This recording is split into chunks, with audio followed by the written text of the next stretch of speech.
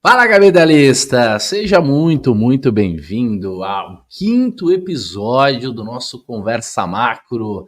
Cada dia mais interessante, mais entrosado, as pessoas estão adorando.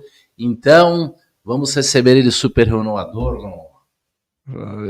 Prazerzão, Luiz. Muito bom ter você novamente aí no nosso canal, né? Compartilhando essa conversa macro aí, que eu só sei o assunto na hora que começa. Dá o play e fala, bom, vamos falar disso.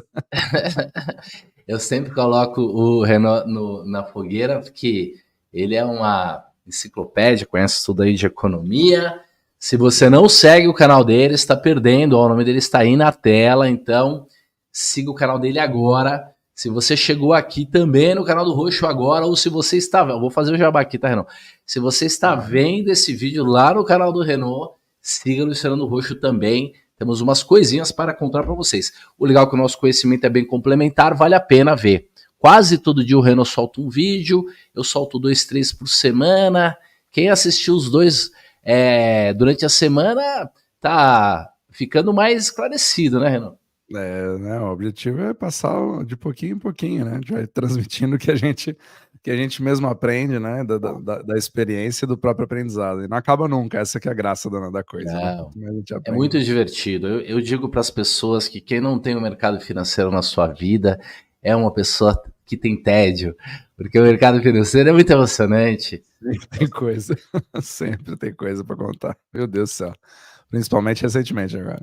Essa semana o pessoal, né, vai ver isso aqui não necessariamente no mesmo momento, mas essa semana o Renault falou de Canadá, falou de imóvel, falou de Japão, falou de China, falou se a taxa de juros vai cair para 7,5, tem campanha eleitoral, não acaba o assunto e vai ficando mais intrincado, né?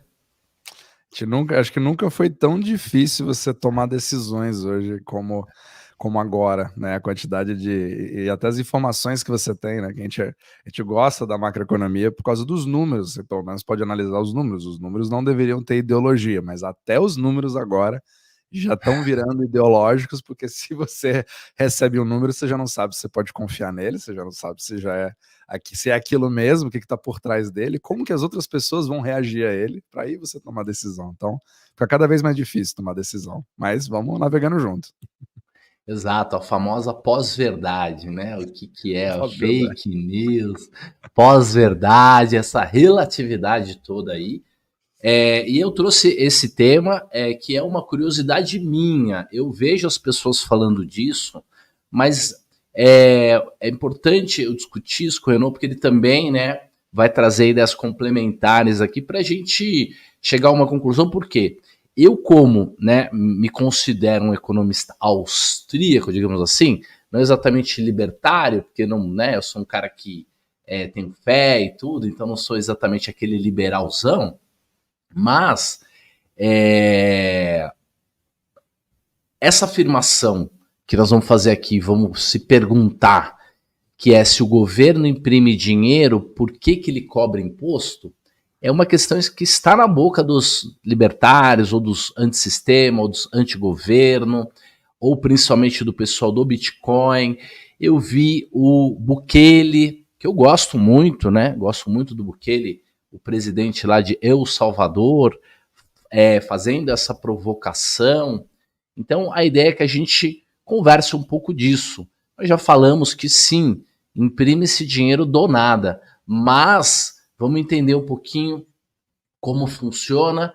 E aí eu trouxe umas perguntas a mais, tipo, o Fed dá lucro, quem que usa esse dinheiro? Então eu sei que você tem também essa dúvida, esse questionamento aí.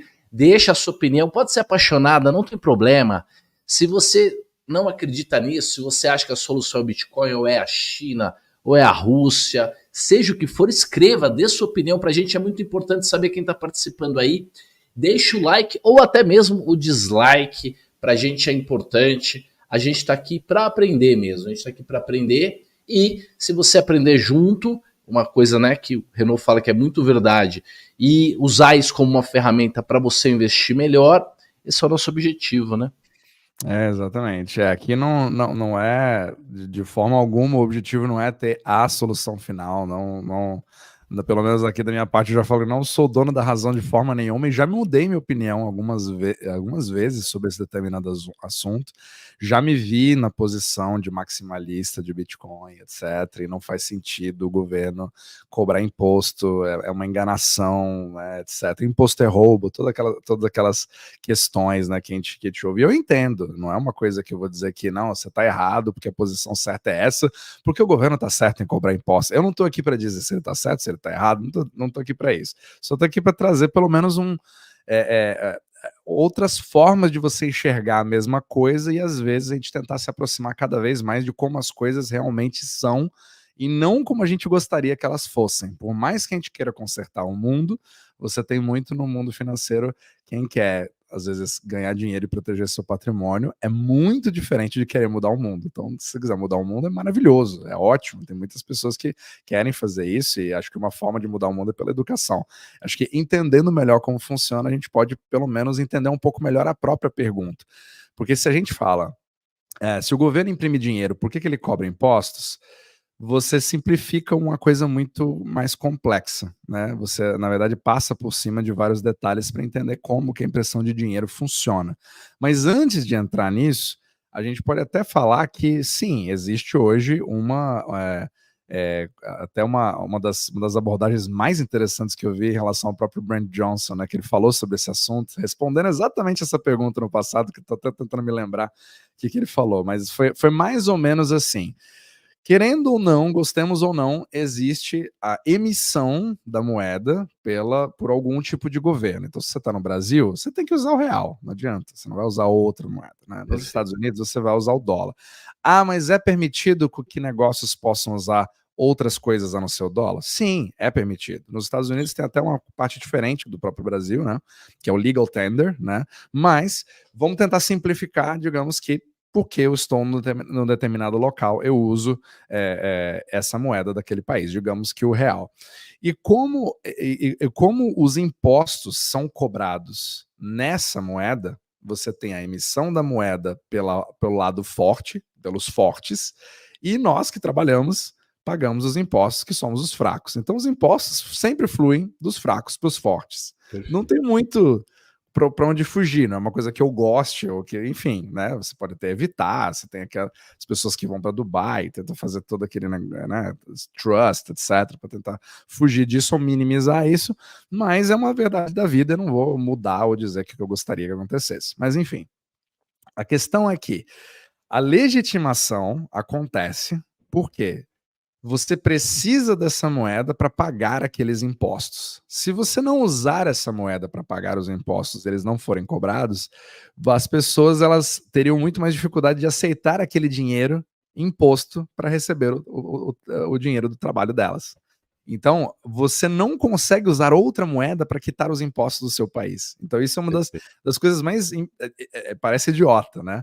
Mas eu não posso pagar o meu imposto de renda em Bitcoin. Eu não posso fazer isso. Entendeu? Eu não posso pagar em ouro. Eu não posso pagar em outra coisa. Eu preciso pagar em dólares. No Brasil, você precisa pagar em reais. Então, só esse motivo já meio que trava muito mais do que você imagina. É claro que você pode tentar se revoltar, pode tentar usar outra coisa, etc. Agora, vem a parte da impressão do dinheiro. Né? A impressão do dinheiro em si, beleza, ela é mais complicada do que a gente imagina. Né? A impressão do dinheiro ela pode vir do governo. A gente sempre atrela que o governo que faz absolutamente tudo, que imprime, dependendo do país, isso é até verdade, né? Então, alguns países são mais avançados do que outros, mas se eu falar principalmente dos Estados Unidos e do dólar, não sei se você quer falar mais do real ou do dólar. Não, vamos no dólar, vamos no dólar. Sempre porque, o ponto de vista aqui, galera, vai ser global, o portfólio também global, não precisa explicar o motivo, né?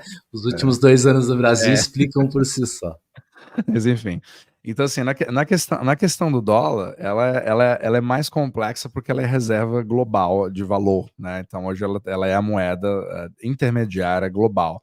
Mas só nos Estados Unidos você tem 2 questões de impressão de dinheiro. A impressão que as pessoas acham que acontece do Fed, a gente já falou em capítulos anteriores das nossas conversas macro, elas não vêm do Fed, não é? O Fed não age diretamente imprimindo dinheiro. A única forma do governo imprimir dinheiro diretamente foi algo parecido com a pandemia, quando você cria um pacote emergencial que precisa de aprovação do Congresso, e ele é sempre temporário, porque se você deixar isso permanente, você acaba imediatamente com o país e a credibilidade.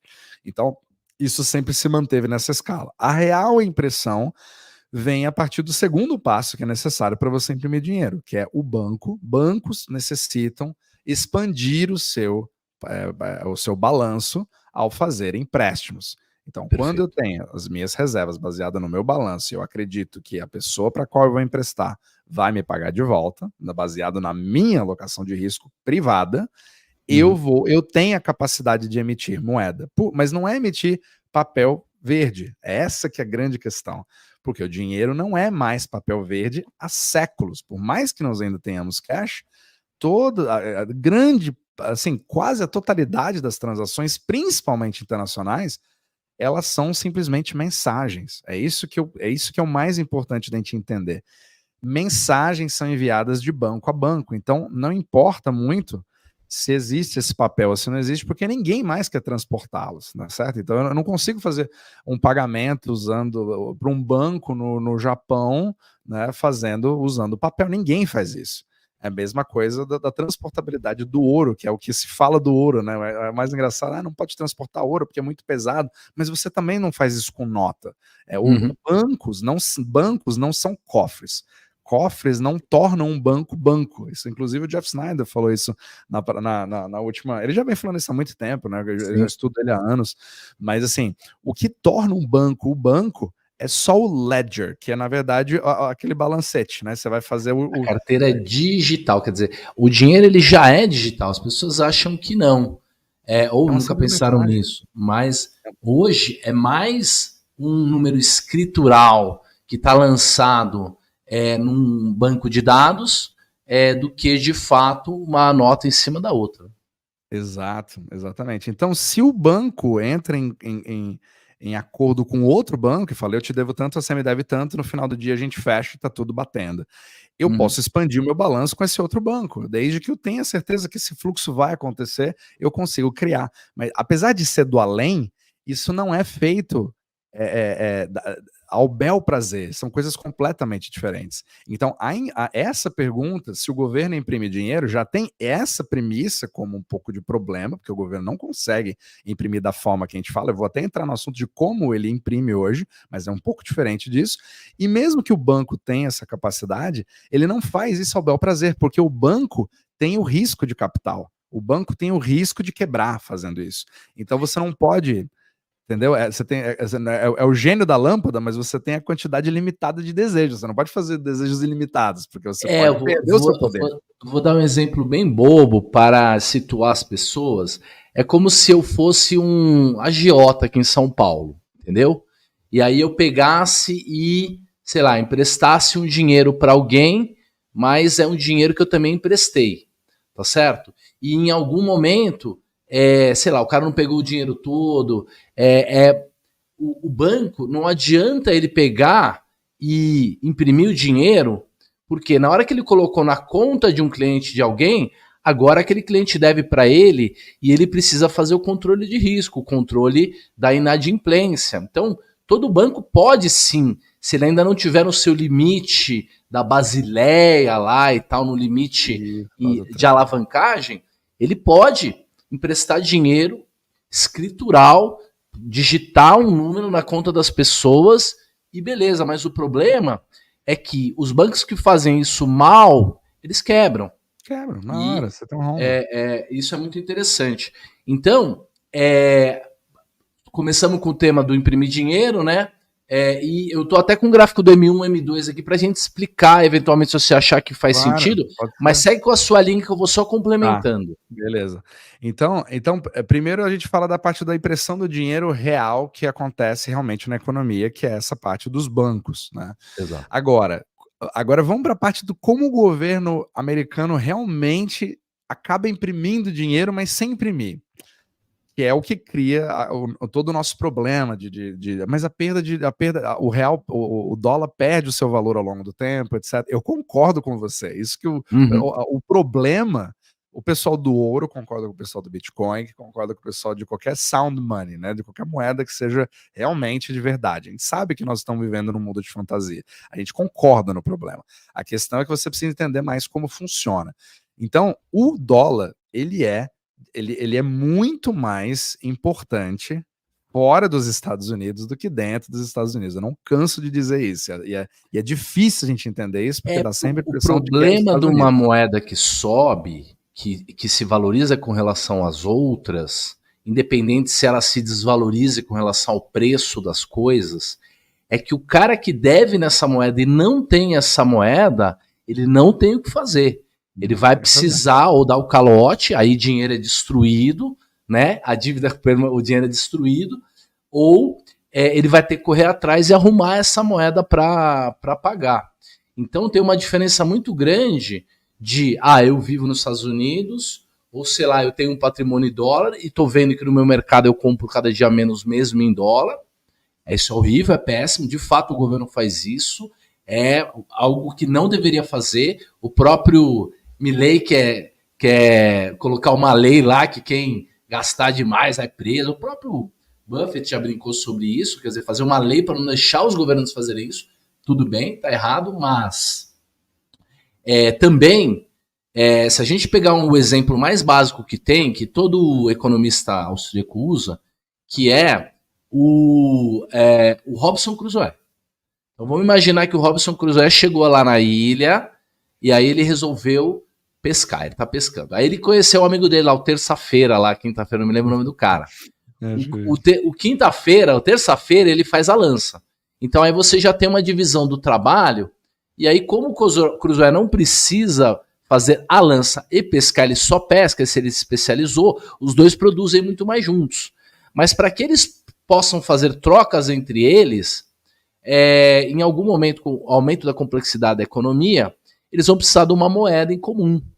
E essa moeda pode ser o peixe, mas digamos seja uma concha, tá certo?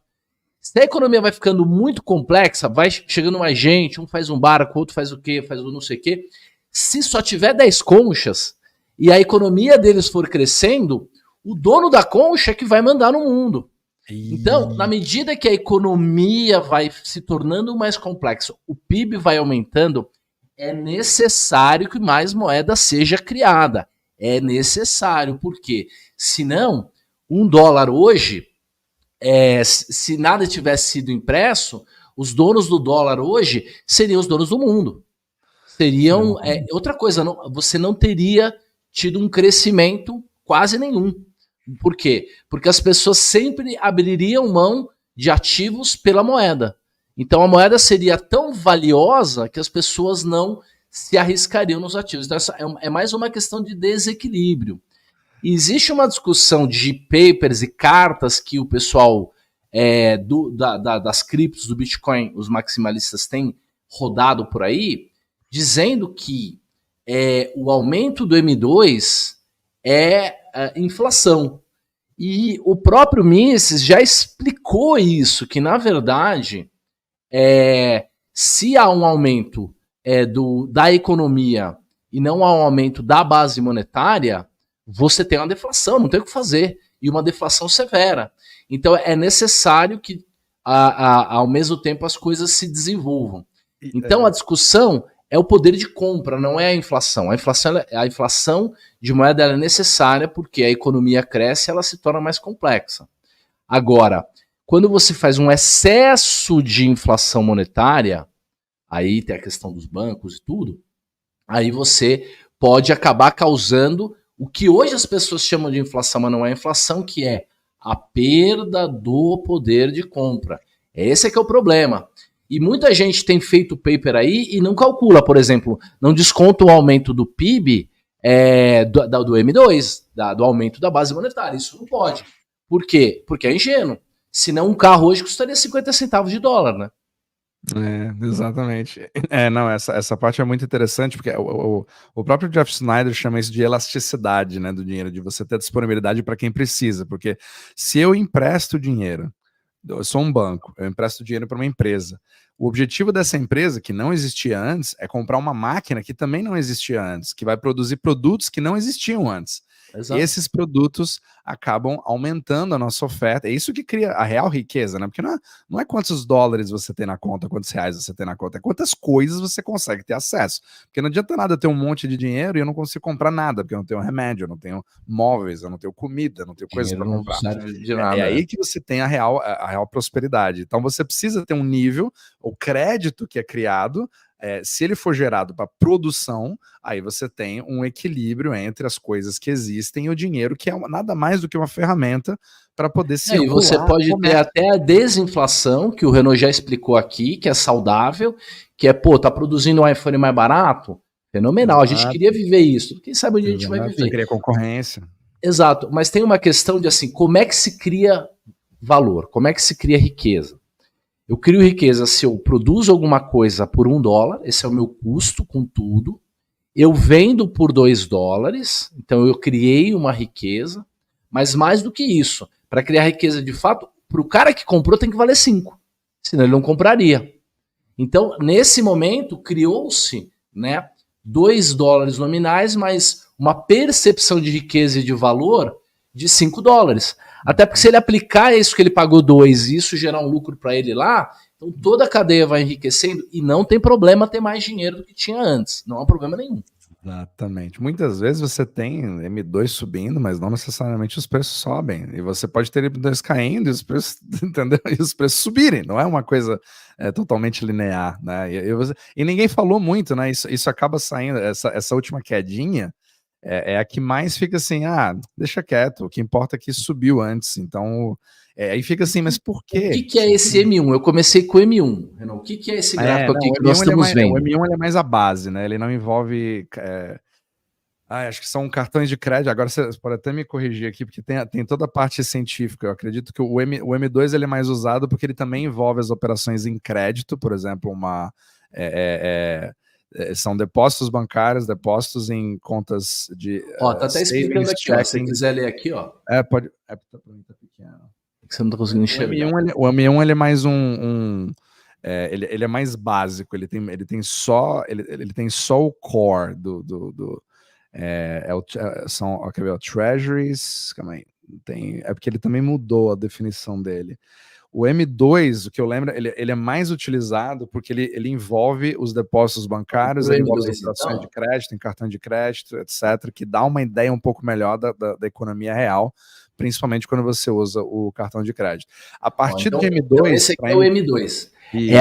Então isso aqui, de fato, é o aumento da base monetária, mas como a gente falou, se a gente não tivesse criado nenhuma moeda nesse período, como a riqueza da sociedade aumentou, o dinheiro seria escasso, excessivamente escasso. Exato. E aí você criaria um problema deflacionário e você não conseguiria pagar os salários das pessoas porque os dólares valeriam demais. E aí você cria todo um problema. Não tô falando. Agora, o que eu já tenho certeza que vai vir nos comentários é que nós estamos defendendo a inflação, defendendo imprimir dinheiro e que o certo é o que o governo está fazendo. Não é. Eu quero até tentar, só tentar voltar para aquela... Mas assim, na definição de fato, a gente está defendendo sim a inflação monetária. Tá defendendo. Isso. Só que a questão é a seguinte: se você pudesse criar uma expansão monetária que ela fosse automaticamente atrelada a aumento de produtividade, show de bola. Mas infelizmente não é o que acontece. E é aí que vem a impressão do governo indiretamente que afeta as nossas vidas, criando forças fora do que seria normal nas operações de mercado, criando, por exemplo, demandas artificiais quando você tem gastos públicos maiores, que não seriam feitos normalmente pelo livre mercado. Então, a expansão monetária, o que acontece hoje, que acho que volta muito à nossa pergunta inicial, se você tivesse isso do jeito que a gente está falando aqui, show de bola. Isso eu também acho que criou a maior quantidade de prosperidade, principalmente nos anos 2000, né? Com a expansão do sistema eurodólar, inclusive, você teve um aumento do M2, mas você teve muitas mais empresas surgindo, empregos surgindo, desenvolvimento, etc. Real estate, né? Pessoas comprando casas, etc. O grande problema que eu vejo, que cria muita distorção, são os gastos públicos. Só que a forma que o sistema e aí eu dou razão, quando você fala assim, mas o sistema do dólar é perverso. Ele acaba sendo perverso principalmente pela forma que o sistema começou a funcionar a partir de 2008. Que é aí que vem o pulo do gato. Se você tinha antes um sistema que era basicamente os empréstimos livres entre bancos baseados na reputação, num sistema de confiança, mas que depois de 2008, que teve toda aquela quebradeira, que obviamente, né, teve o erro de todo mundo, que acabou expandindo demais, aí que tá, você não pode expandir demais. Se você acha que tudo vai dar certo, você entra naquela do cassino, meu Deus, eu vou criar produtos derivativo do derivativo do derivativo, e algum dele vai ficar descalçado, e aí o objetivo foi uma intervenção governamental meio que em acordos, que criou Basel III, etc., todas aquelas coisas, reservas, blá, blá, blá, blá, e que acabou fazendo com que todos os bancos operassem em repo, né? Então, ou seja, eu preciso de colateral a partir de agora para fazer empréstimos. Só que o livre mercado acabou também entrando nessa, usando como colateral dívida do governo. Então, assim, se você falasse assim, qual que é o país ideal? É um país que não gasta mais do que ele arrecada. Então, sim, isso voltando para a pergunta anterior, né? Por que então que se você pode imprimir dinheiro, você cobra imposto? Por que você cobra imposto? Na verdade, a grande verdade é que eles não precisariam fazer isso, tecnicamente. Porque, principalmente os Estados Unidos, porque os Estados Unidos conseguem captar muito mais dinheiro, até fora dos Estados Unidos, eles nem precisariam tanto dos americanos para captar dinheiro, porque o mundo inteiro precisa de colateral. Para dólar, porque sem isso você não consegue fazer uma exportação da Arábia Saudita para a Coreia, você não consegue exportar do Japão para o Brasil, você não consegue fazer trade, simplesmente não consegue, porque o dólar é a ferramenta mais útil para todas as partes. O livre mercado escolheu isso, desde os anos 50, 60. Não foi uma coisa imposta pelos Estados Unidos. Eles se aproveitaram disso, isso é verdade. Não são nada bonzinhos. Teve Bretton Woods ali que ajudou, né? Isso começou, só que a vida que acabou tornando o sistema euro-dólar uma coisa que criou toda a prosperidade da globalização que a gente viu, não foi o Fed que fez. Esse foi um produto que veio de baixo para cima, ele não foi imposto de cima para baixo. Então o livre mercado entrou aí. O problema é que hoje você tem o colateral, que é a dívida pública americana, que é usada como esse instrumento de troca interbancária, sem ele você não obtém dólares. O meu outro amigo Renault, né, o Renault Vieira, ele fala que em 2008 quebraram o brinquedo, né? O que significa quebraram o brinquedo? Hoje, nós já explicamos isso aqui, se você quer fazer qualquer negócio no mundo, você tem que colocar Treasury como garantia ou alguma coisa que seja pegue ao Treasury, que seja relacionado ao Treasury, tipo uma dívida de uma empresa, mas tem que ser tudo AAA, ou o desconto vai ser muito grande. Não dá mais para fazer negócio no fio do bigode, de 2008 para cá. Então, criou-se uma situação em que o mundo se alavancou enormemente e em algum momento se obrigou a desalavancar, sendo que moeda que você tem que usar tem que ser o dólar e garantia que você tem que usar tem que ser o Treasury. Então, a coisa dá uma complicada boa. Antes do Renault continuar, eu só queria dizer que, assim, esse gráfico M2, que basicamente lá é dinheiro, depósito à vista, depósito a prazo e tal, então tem o dinheiro que o banco imprimiu aqui, não é o governo, isso aqui não é o governo imprimindo, isso aqui são os bancos emprestando dinheiro e pegando dinheiro de volta, diminuindo os seus empréstimos, que na verdade, quando o banco diminui a sua base de empréstimos, ele está queimando dinheiro, ele está desimprimindo, né? Ele está queimando moeda. Então, são os bancos que fazem isso. Não é necessariamente o Fed. Outra coisa, muito mais ainda relevante do que isso, que é o seguinte: isso aqui é só a ponta do iceberg, porque isso aqui é só nos Estados Unidos e também M1 moeda fora, tal, mas não tem os bancos internacionais. Não tem as dívidas do mundo todo. Então, olhar isso aqui e não olhar nada é a mesma coisa, porque você não sabe quanto está se emitindo e quanto está se queimando de dólar nos balanços dos bancos no resto do mundo.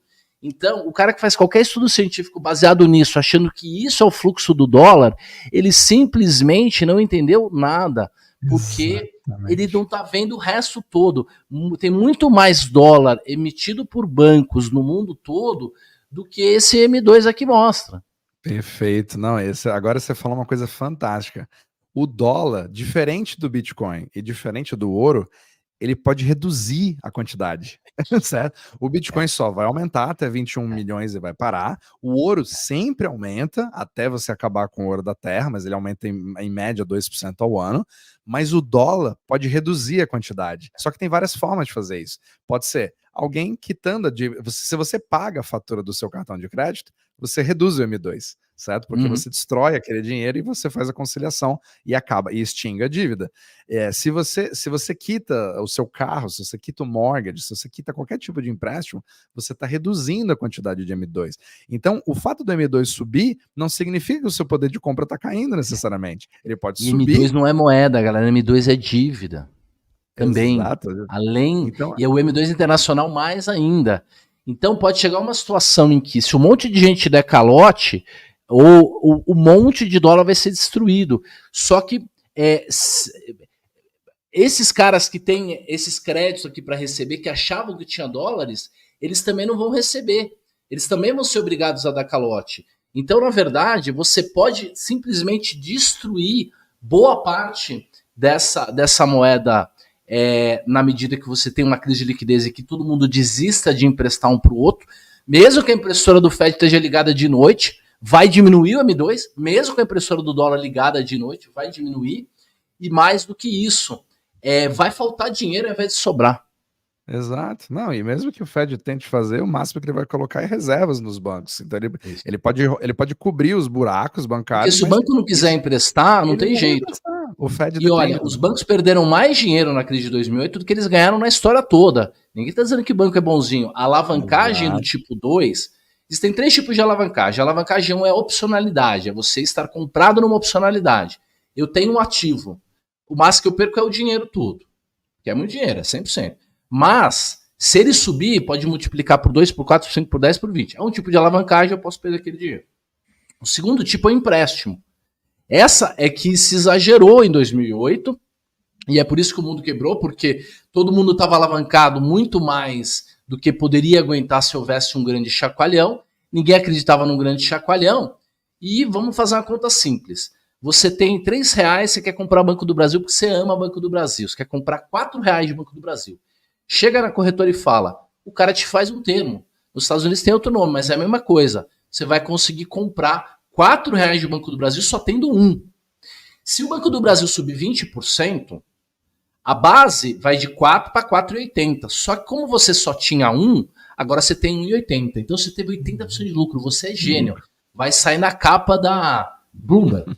Agora, se cair 20%, o 4 vira 3,20. Só que você perdeu 80.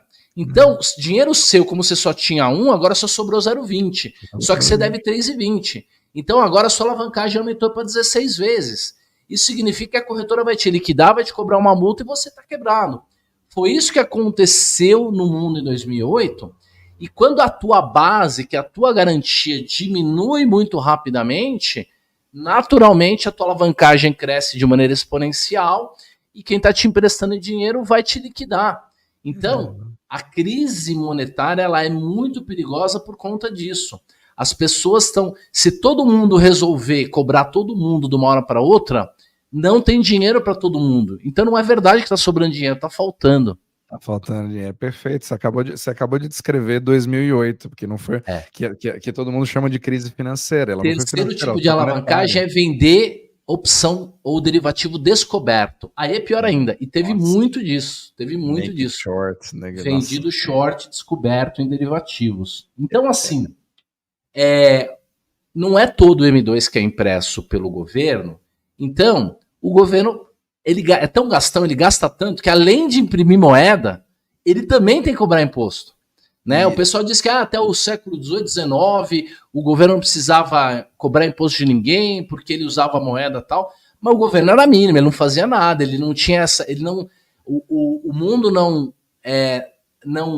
acreditava que era a obrigação do governo pagar renda mínima, escola, healthcare, blá, blá, blá, blá. Então, é possível que no passado o governo vivesse, ou algum governo já tenha vivido só de impressão de moeda? É possível, mas se o governo imprime dinheiro, por que ele cobra imposto? Porque ele gasta demais, não adianta.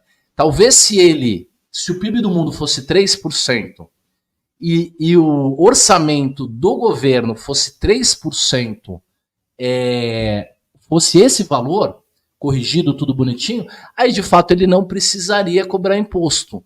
Mas nós criamos esse monstro. No Brasil hoje, Renan, 50% dos brasileiros vivem dos outros 50%. Hoje, dos 215 milhões de pessoas, sei lá, 110 vive de dinheiro do governo e 110 paga os impostos do governo. Então, a resposta é essa. A pergunta é muito boa, mas só impressão de moeda não seria o suficiente. Agora, o governo imprime esse dinheiro dele mesmo, né? Ele usa esse dinheiro que ele imprime a moeda. Fica à vontade. Quer que eu... Não, tranquilo. Só para voltar naquele conceito que a gente estava falando do governo, até vou tentar passar uma visão um pouquinho, que acho que não se fala muito nisso, né? É claro que os gastos governamentais são gigantescos e principalmente os Estados Unidos, eles entram numa posição extremamente perversa e favorável ao governo para poder gastar mais e passar impune, né? Porque tecnicamente você não precisa ficar aumentando muito o imposto de renda nos Estados Unidos se você tem a sua própria dívida como colateral interbancário mundial por ser a reserva, a reserva global. Não vou dizer que eu concordo com esse sistema, mas ele é assim que ele funciona, não importa muito o que eu acho, o que cada um acha. Perfeito. Agora, até pegando esse ponto aqui que eu acho muito legal do Brent Johnson, né? Por que você tem um imposto, afinal de contas? Porque antes de você ter imposto de renda, quando você não tinha imposto de renda nos Estados Unidos, os bancos eles emitiam seus próprios certificados, os seus próprios cofres, dos depósitos. Então você tinha aqueles greenbacks dos estados, você tinha do próprio banco, né? E que aí que ficou mais fácil você entrar num sistema cada vez mais universal. Só que quando o dólar realmente se tornou a moeda mesmo, quando foi implementado o income tax nos Estados Unidos, é claro que a gente pode falar assim, beleza, os Estados Unidos vão querer abrir mão da arrecadação de impostos? Não, tudo bem. Até o Trump falou que vai tirar o imposto de renda, seria muito interessante ver o que você vai conseguir fazer um negócio desse, mas tudo bem, isso é outro papo. Mas, digamos que, beleza, os gastos governamentais são imensos, tem uma quantidade muito grande de impostos sendo cobrados, mas o motivo pelo qual os impostos são cobrados continua sendo pela legitimação do mais forte em relação ao mais fraco. Perfeito. Até uma ideia do Brent Johnson é o seguinte, os Estados Unidos, eles não cobram o imposto de você para que eles gastem o dinheiro que você passou para eles. Eles fazem isso, não estou dizendo que eles não fazem isso, mas o principal motivo não é esse. Eles vão ficar felizes em arrecadar, mas eles podem arrecadar com a impressão de dinheiro baseado nos gastos governamentais que eles acarretam de todo mundo por conta do sistema global. Só que eles fazem, na verdade, isso para os americanos para dar um valor para aquele dinheiro que está sendo usado como dinheiro nacional dos Estados Unidos. É um dinheiro que eles já iam gastar de qualquer jeito, não importa muito. Agora, eu vou pegar um pouquinho de você, porque eu estou dizendo que você vai me pagar esse imposto para eu fazer as estradas, fazer todas aquelas coisas que todo mundo critica, né? Principalmente os libertários, né? Não precisava disso. Estradas existiam antes disso, não é um motivo. Você pode até dar essa razão de que é para construir infraestrutura, vão cobrar imposto, etc, etc. Não precisaria disso, mas ele vai legitimar os dólares, porque é a moeda que você precisa para pagar, é a moeda que circula nos Estados Unidos para fazer todas as transações financeiras. Então ele dá uma legitimação.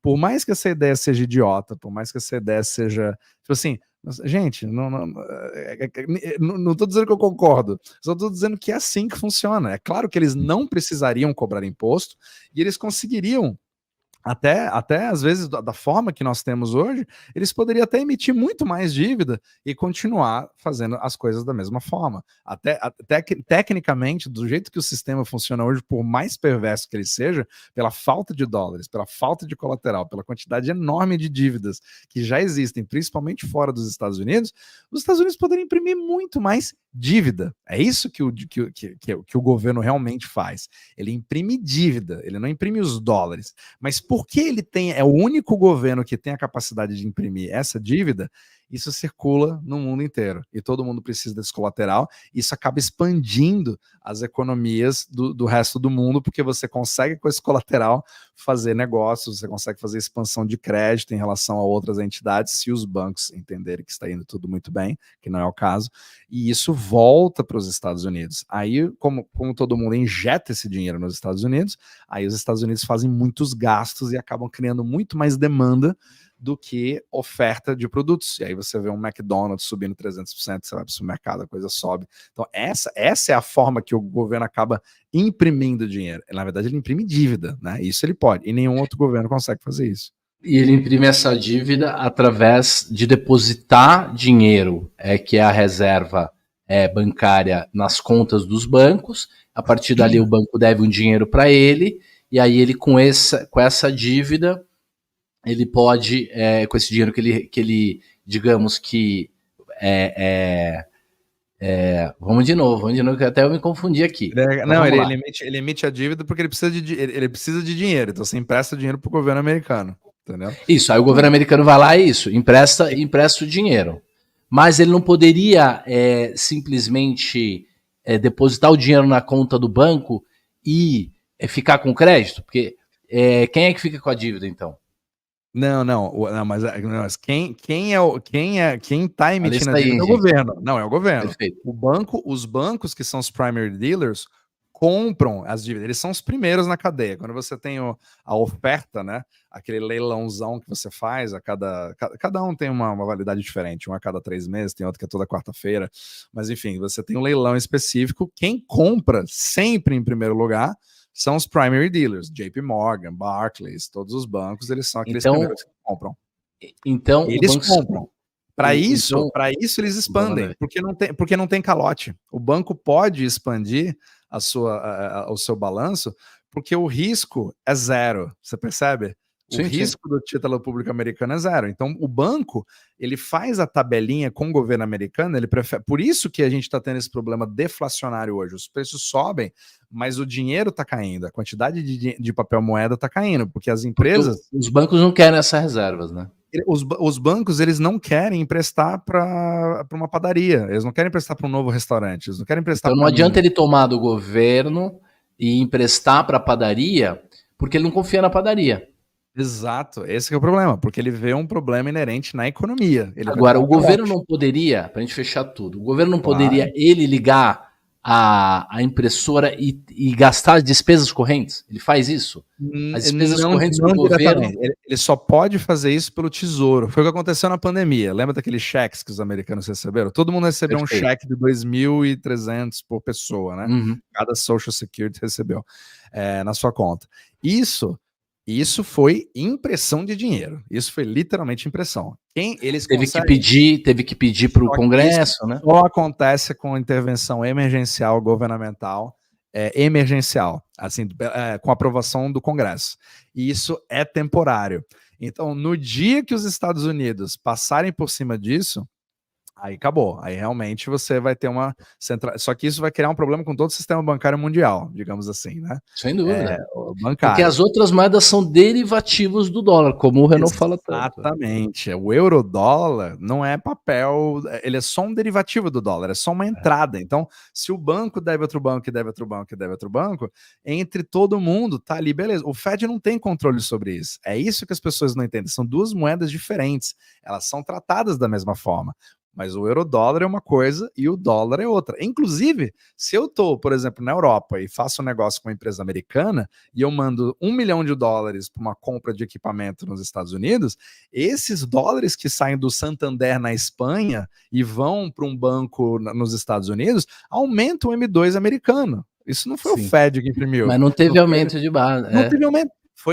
Isso, inclusive, foi o que aconteceu nos anos 70, quando a gente teve aquela grande inflação de 1970, que ninguém estava entendendo o que estava acontecendo, foi nada mais do que a expansão do sistema euro-dólar, que os bancos estavam assim, criando crédito a rodo e mandando dinheiro para o mundo inteiro, inclusive os Estados Unidos e a América do Sul. A América do Sul expandiu horrores nessa época, só que teve um problema.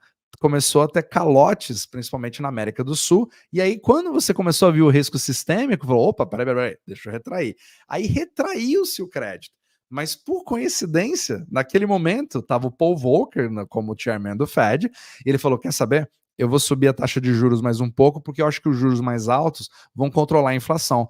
E por uma coincidência, foi exatamente o momento da retração do sistema do euro-dólar. E aí você pegou a correlação e criou causalidade. E aí ele virou o herói que ele é hoje. E todas as políticas de juros hoje são baseadas no Paul Volcker, como se aquilo tivesse sido o motivo pelo qual ele teria controlado a inflação, mas não teve nada a ver com isso. Simplesmente parou de chover dólares do lado de fora dos Estados Unidos para entrar nos Estados Unidos. Entendeu? Perfeito. E uma coisa que é interessante é lembrar isso. O governo não imprime dinheiro, ele imprime dívida. Qual que é a relação do Fed e o Tesouro? Qual que é a relação dos dois? E o Tesouro é governo mesmo, né? Qual que é a relação desses dois? Aí que tá, né? Em princípio, um é subordinado ao outro, mas tecnicamente o Fed não é do governo americano, ele é uma empresa privada, né?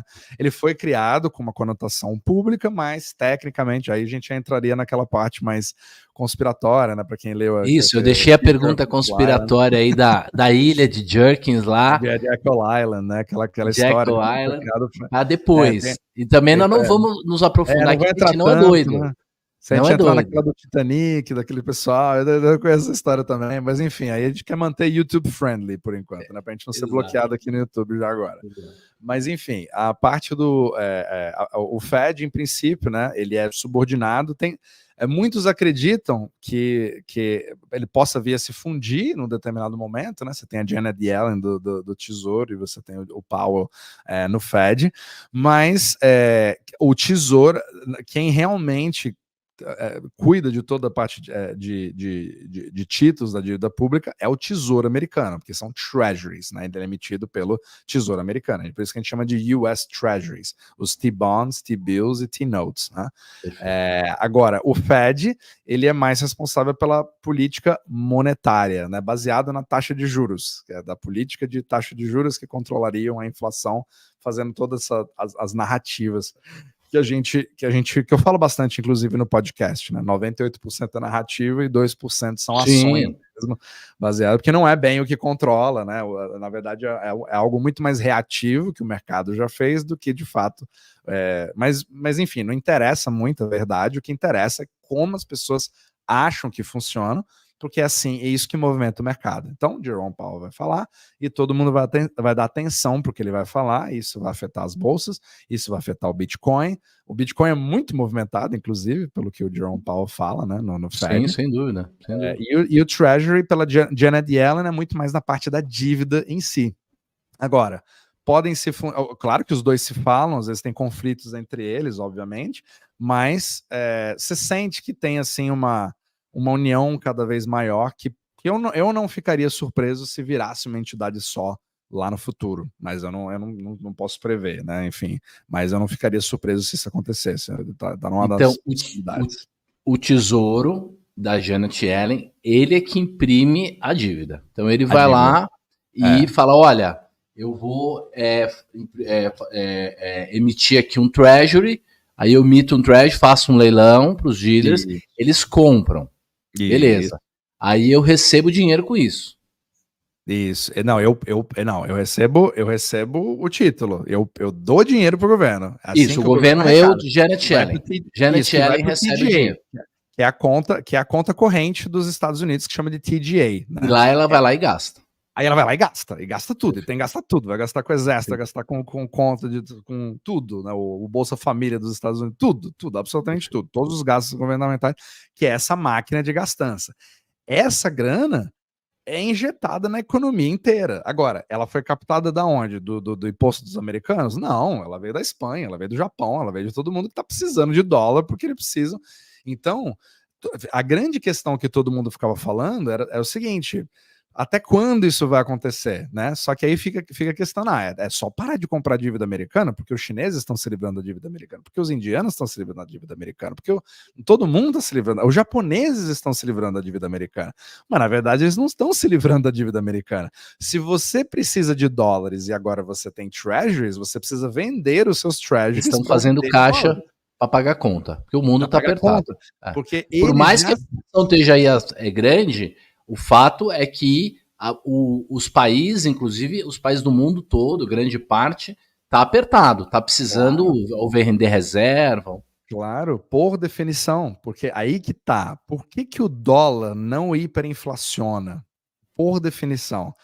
Porque como ele é a única reserva global, todas as outras moedas podem inflacionar, hiperinflacionar tranquilamente, menos o dólar. Se ele fizer isso, ele vai ser a última. Por quê?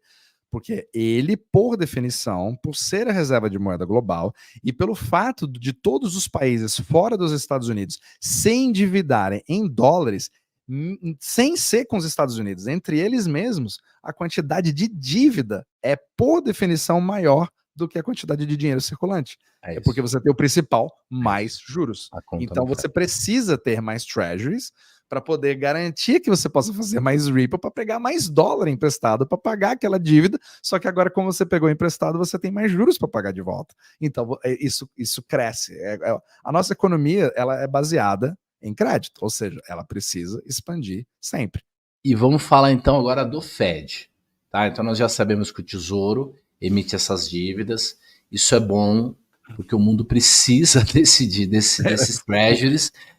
Por causa da economia que vai crescendo, não necessariamente agora não está crescendo tanto, mas durante esses anos todos, é como se, da mesma maneira que a economia lá da ilha do Robinson Crusoe crescesse muito, também precisaria aumentar a produção das conchinhas lá, porque senão os donos das conchinhas iam mandar em tudo, e não só isso, você teria uma paralisação, porque faltaria dinheiro, na verdade, você não teria dinheiro para circular.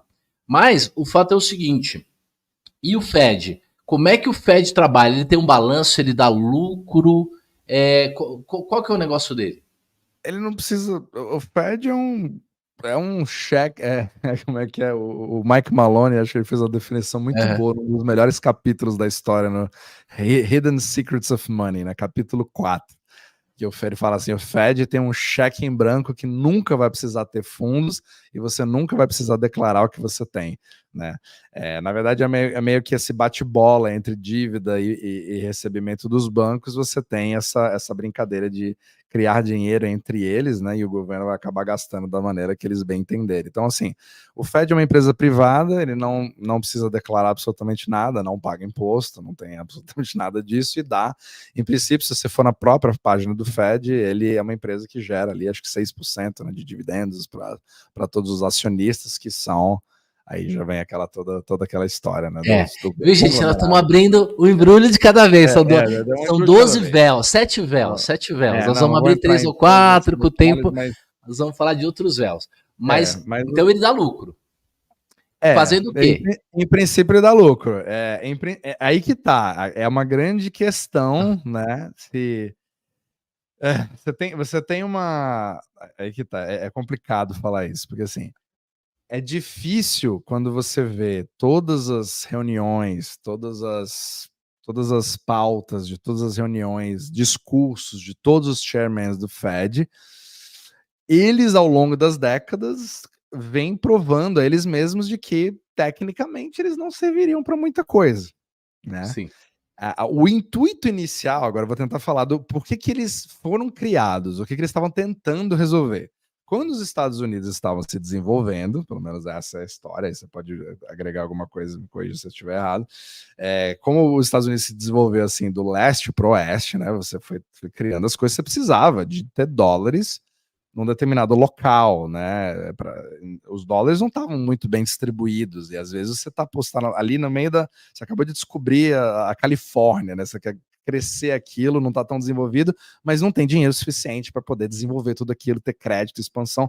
Então o Fed ele foi criado para meio que ser aquele lender of last resort, ou seja, aquele que vai te emprestar quando tudo der errado e não tiver, para fazer o clearance, para manter tudo de pé entre bancos para dar aquela sustentação de todo o sistema.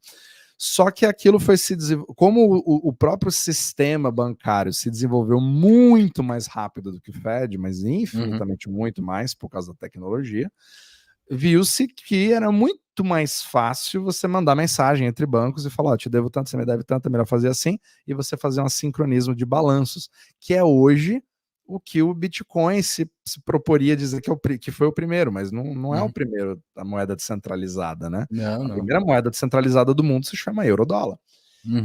Então, baseado nessa solução vista pelos bancos, o Fed ficou para trás. Só que ele se manteve. E aí você percebe nos próprios discursos, né, do Alan Greenspan, ele admitiu claramente, ele falou assim, hoje a quantidade de produtos criados pelo sistema bancário é tão vasta que a gente não consegue definir ou quantificar, olha só, a gente não consegue quantificar ou mesmo definir o que é dinheiro. Isso foi dito pelo Fed. É por isso que o M2 ele é extremamente falho. Eles até tentaram inventar um M3 para tentar ver o que estava acontecendo no sistema eurodólar, mas eles desistiram, porque não tinha como você entender para onde está fluindo, porque a gente não tem um blockchain transparente. É esse que eu dou como muito assim, qual que foi o grande valor, né, trazido pelo Bitcoin, é que todo mundo pode ir lá checar. Agora, você não pode ver o que acontece no Fed, você não pode ver o TGA você pode até ver o TGA do Treasury, né, o TGA? TGA é a conta bancária do Tesouro Americano para gastar o balanço, né? É realmente uma conta corrente, digamos assim, né, que vai do governo. Extrato. Mas agora, eu não consigo entrar e ver o que está acontecendo no Ripple do Santander emprestando dólares fora dos Estados Unidos, da Espanha para a Grécia. Não tenho a menor ideia. Ninguém consegue ver. Eles até publicam em notas de rodapé, em balanços trimestrais, para dar uma impressão de que estão sendo transparentes, mas na verdade é um grande buraco negro.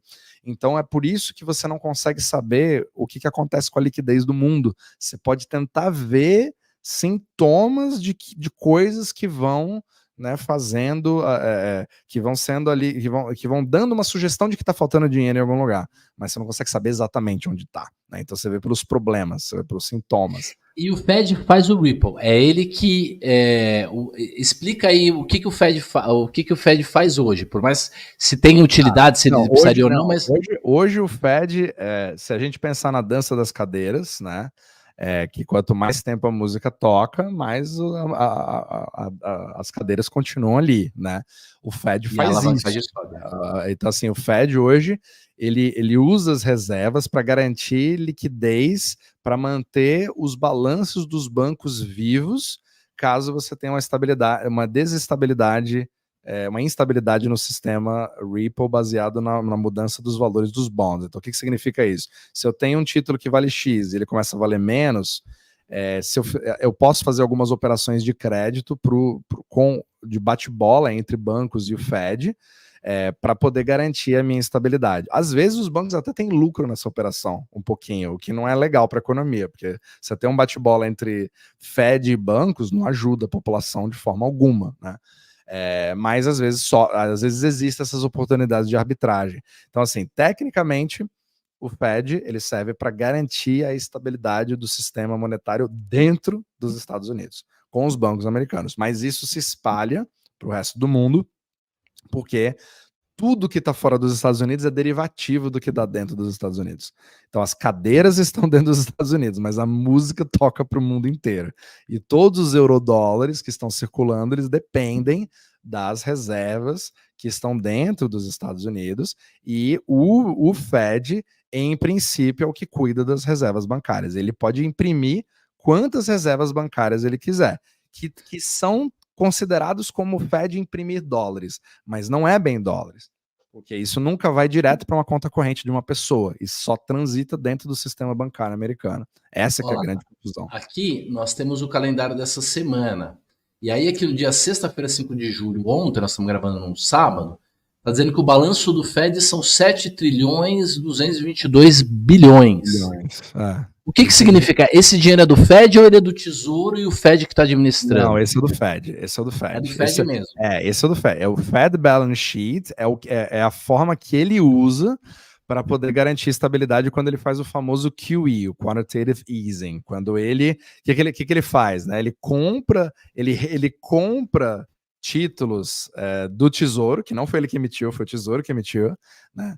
E aí ele entrega para os bancos Bank Reserves, que são essas reservas. Ela equivale a dólar, mas ela não é dólar. Não existe uma forma direta do Fed fazer Então, com que você então mande o Fed não, de alguém. não imprimir dinheiro do nada e também não imprimir dívida, mas o que ele pode fazer ele pode comprar ativos dos bancos e, em contrapartida, depositar reservas para que os bancos tenham liquidez.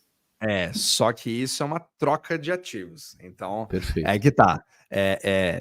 Essa que é a grande questão. O Fed não pode acordar e falar, vou imprimir aqui 200 bilhões de reservas bancárias e vou sair imprimindo por aí e vou deixar esse dinheiro aqui e vou pagar de dividendo. Ele não pode fazer isso. Não, sim e não. Ele pode imprimir reserves, ele faz isso. Ele pode imprimir quantos ele quiser. Só que a questão é que isso pode ou não ir para a economia real. É aí que tá. A maioria das vezes, quando ele faz um quantitative easing, que significa que ele está injetando dinheiro, que todo mundo fala assim, 80% dos dólares impressos do Fed foram feitos agora em 2000. Esses bank reserves não são dólares. Eles só vão virar dólares se o banco olhar o que o Fed tá. O Fed tem uma expectativa de transmissão da intenção dele. Então, olha só, por que acaba funcionando às vezes? Porque se o Fed fala o seguinte, olha, eu estou imprimindo dinheiro do além e eu vou agora estimular toda a economia americana. E ele dá uma entrevista para o Fantástico, digamos assim. E aí todo mundo, uau! Agora o Fed vai resolver todos os problemas. Eu vou ter mais crédito, a minha empresa vai dar certo. Então ele me dá a expectativa de que as coisas vão acontecer. Baseado nessa expectativa, se o banco entender que isso vai ser bom para ele, aí ele segue o fluxo e ele vai imprimir os dólares. Só que esse segundo passo tem que acontecer. Se os bancos não... Se o Fed pode imprimir quantos bank reserves ele quiser. Se os bancos disserem, não vou emprestar, não muda nada na minha vida, o balanço do banco vai se manter de pé, porque é um asset swap, ele só troca de um para o outro. É $1 milhão de dólares de reserves. O banco não faz o que quiser com a reserva. Não, na verdade, assim, a lei deixa eles usarem isso como colateral, que vale tanto quanto o Treasury, e ele tem um pouco mais de estabilidade porque ele não varia para cima ou para baixo, porque ele é um derivativo de dólar. O Fed pode imprimir isso, ele pode imprimir, não, ele pode entregar isso para o banco mesmo sem receber o colateral, sem receber ativos. Não, ele tem que receber. Tem que receber. Então não é que ele está... Ele troca. Ele tá comprando. Quer dizer, não é que pode sobrar 500 bi de lucro na conta do Fed e distribuir aí para o sócio. Não é assim que funciona. Não é assim que funciona. Inclusive,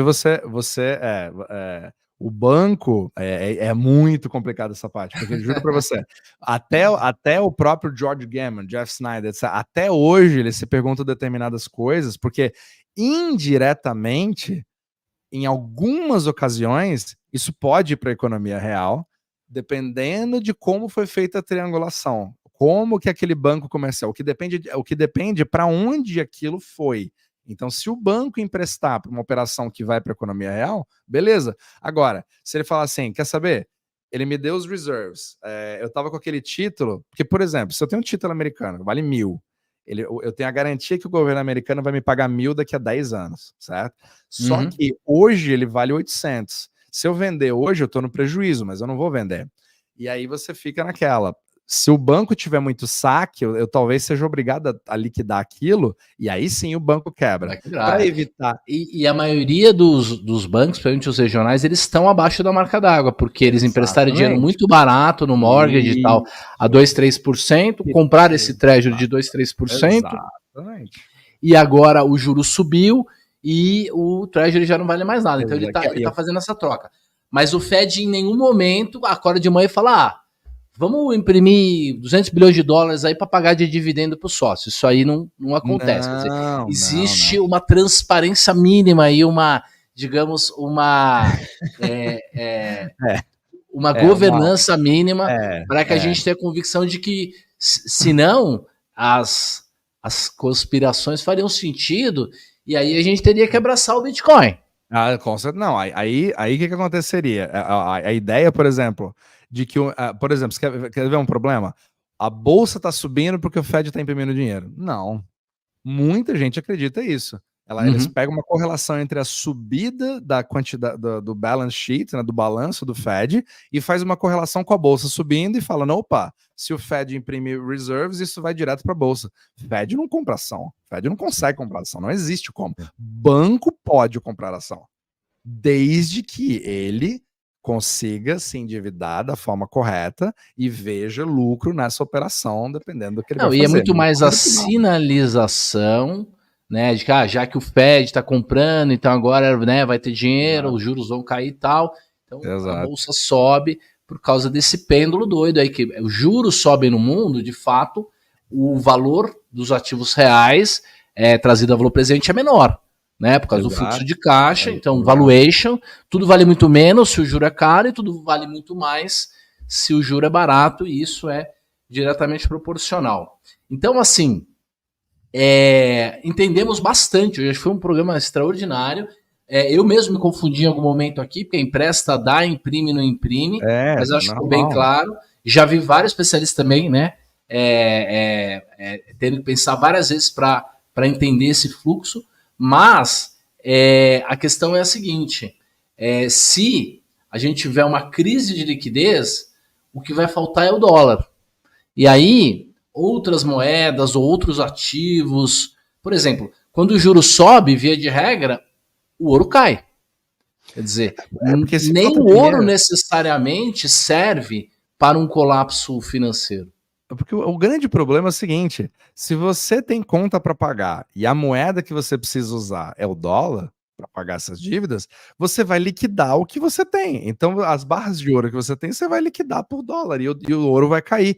E isso acontece em todas as crises. As pessoas acham que, não, uma crise inflacionária, o ouro vai explodir. Beleza, mas quando você vai precisar comprar aquilo que está inflacionado, você vai ter que vender o seu ouro para comprar aquilo que está inflacionado. O ouro, via de regra, ele sobe antes e depois do crash. Mas no crash ele cai junto, então não resolve muito. É antes por causa da expectativa de inflação com juro baixo, que é quando o ouro sobe, quando você tem isso, você tem juro baixo e inflação. Sim. Por quê? Porque o ouro tem carrego. Você está abrindo mão dos juros quando você compra o ouro. Então, se o juro é muito alto, não vale a pena você comprar o ouro, porque o carrego é muito caro. Então, a combinação, tendência de queda de juros e inflação é o que é exatamente o momento que o ouro e commodities, de maneira geral, sobem. E isso acontece antes e depois, né? Quando você tem o ciclo lá, e aí também o juro cai e tudo mais. Muito interessante. Olha, deu nosso horário, mas acho que vamos acabar na metade aqui, né? Não, daria para falar muito mais coisa, nossa senhora. A gente ainda ia falar um pouco de Bitcoin, paraísos fiscais e tal, mas vamos deixar para a próxima. Eu acho que foi fenomenal. Agradeço enormemente, Renaud. Deixa o seu recado aí para turma. Não, eu tenho muito prazer em falar isso, assim, eu aprendo muito, né, em tudo isso, porque o objetivo aqui é dar ferramentas para você pensar, entendeu? Você mesmo tomar sua própria conclusão e ver que as coisas são mais complexas do que a gente imagina, e que a história não é tão bonita quanto a gente acha, e nem tão perversa de um lado, e não é assim, uma coisa que vai resolver tudo, não é porque você tem Bitcoin que você é o mais esperto da turma e tudo vai acabar e você vai esperar e tudo vai estar maravilhoso, não é bem Provavelmente assim, não, é complexo. Então, assim, as coisas é um meio termo, né? Nem para lá, nem para cá, mas no meio, né? Então a gente vai tentando achar o legal do meio termo é isso, né? Porque a resposta sobre por que o governo cobra imposto é isso, né? Ele gasta tanto dinheiro que se ele fosse usar só o dinheiro, digamos, que ele imprime em dinheiro, ou M2, que é dívida, que é a mesma coisa, não teria dinheiro suficiente. De qualquer modo, de fato ele imprime mesmo, né? E ele usa isso na sua dívida. Tem também esse papel do Banco Central Americano, do Fed, que claramente, né, ele ainda a gente não sabe para que ele serve exatamente, né? Então acho que também é uma das conclusões aí. Fenomenal o programa, né? Não, valeu, obrigado mesmo, Luiz, pela oportunidade sempre de a gente poder bater um papo. Espero que isso possa ajudar o máximo de pessoas possível. Vamos aprendendo junto, vamos aprender bastante. Pessoal, show de bola, um abraço para todo mundo, deixa o seu like aí, eu sempre vou deixar alguma coisa aqui, um curso, um link, alguma referência para você, vai lá dar uma conferida, no canal do Renaud também, me siga o Renaud, deixa o like aí, é uma discussão profunda, séria, a gente queima muito neurônio, espero que você esteja cada vez mais maduro aí na sua jornada financeira, um grande abraço para todo mundo, nos vemos no próximo vídeo. Tudo de bom! Valeu!